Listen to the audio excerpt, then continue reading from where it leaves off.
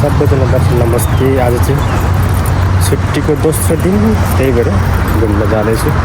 यसो प्लान बनाएर अब कति रुममा बस्ने होइन, कहिले यसो बाहिर पनि निस्किनु पर्यो। सो अब चाहिँ ठ्याक्क रेडी भएर रुमबाट बाहिर निस्केँ।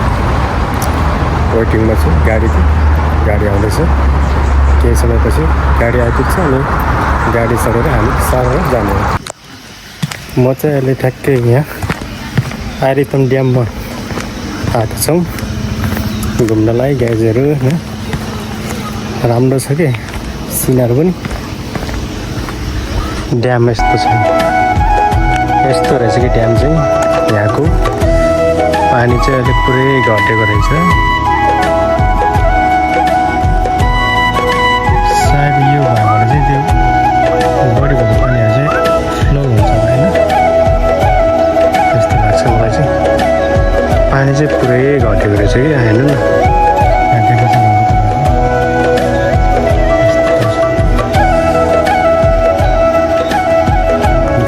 घुम्दैछौँ हामी।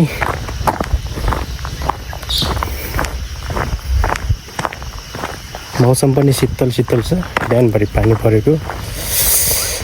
So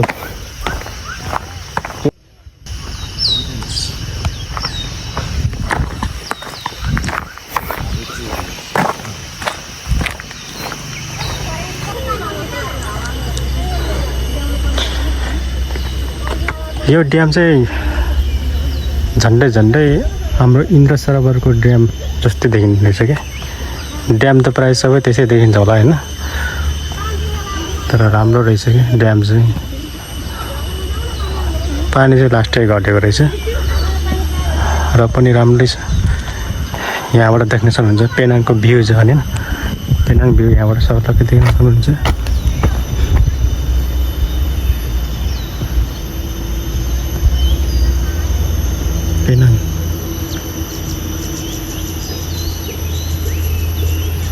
Penang city.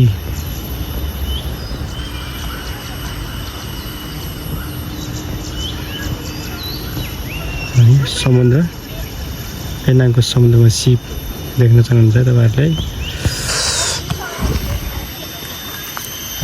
बाबा गर्मी पनि छ हल्का हल्का। सिडी चढ्दैछु। Let's go.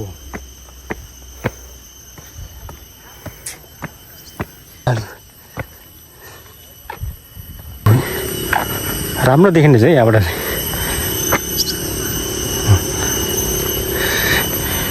It's so good, it's so beautiful, nice.